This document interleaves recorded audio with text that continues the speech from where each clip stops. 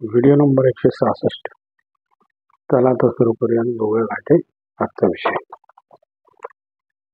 मित्रांनो, आजचा विषय आहे डिप्रेशनच्या औषधाचे डोस कधीही अर्धवट घेऊ नयेत. काय विषय आहे?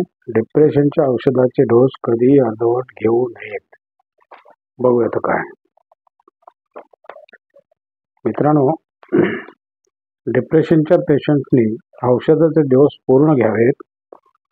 डिप्रेशनमध्ये डोस पूर्ण न घेतल्यामुळे व अर्धवट कोर्स घेतल्यामुळे हे अँटीबायोटिक्स प्रमाणे रेजिस्टन्स होत असतात.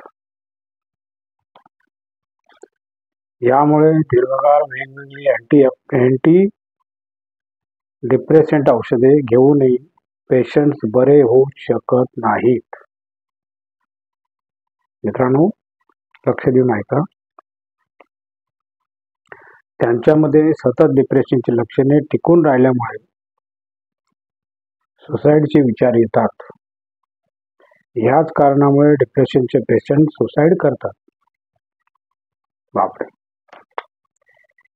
कोरोनानंतर रेजिस्टन्स डिप्रेशनच्या केसेस वाढत आहेत. यात 2 ते 3 ग्रुपची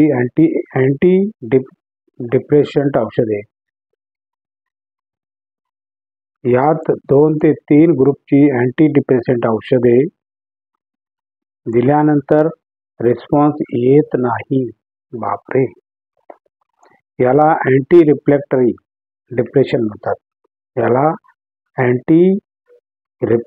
डिप्रेशन म्हणतात.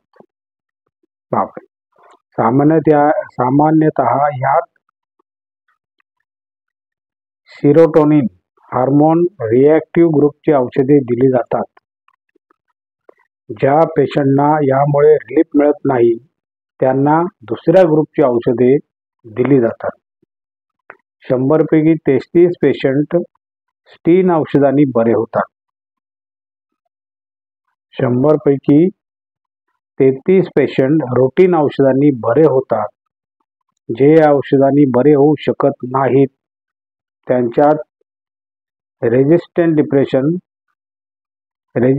डिप्रेशन डेव्हलप होत असते, जे सुसाईडचे कारण ठरत असते. आजकाल क्रॉनिक डिप्रेशन औषधाशिवाय बरे करता येऊ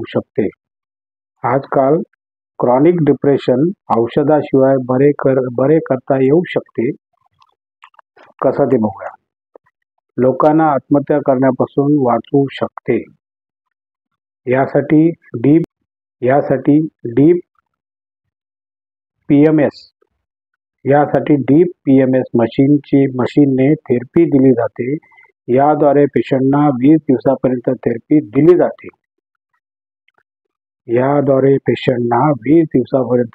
दिली जाते. ही थेरपी घेतल्यानंतर 8 ते 10 महिने औषधे घेण्याची गरज लागत नाही. Very good. बघूया पुढे काय.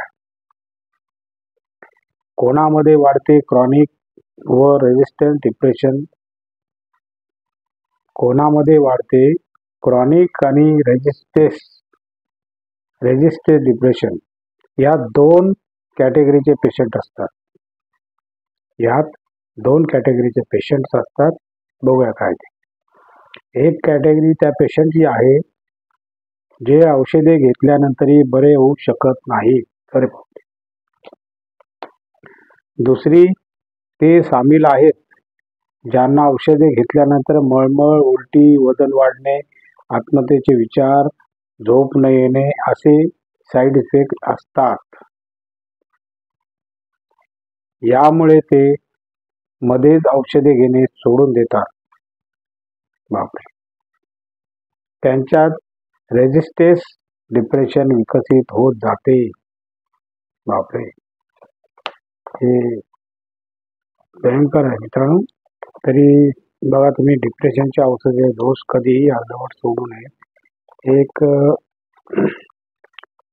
माहितीपूर्ण व्हिडिओ आहे माझा, तो आपल्या माहितीकरता मी सांगितलेला आहे. तरी लक्षात घ्या. आपले कोणी मित्र वगैरे असतील, कोणी घरचे असतील, कोणी काय असेल तर त्याची माहिती तुम्हाला कामात येईल म्हणून मी तुम्हाला हे दिलेला आहे. तरी आजचा माझा व्हिडिओ संपलेला आहे. तुम्हाला जर माझा व्हिडिओ आवडला तर लाईक करा, शेअर करा, सबस्क्राईब करा आणि कॉमेंटही करा. नमस्कार मित्रांनो, जय हिंद.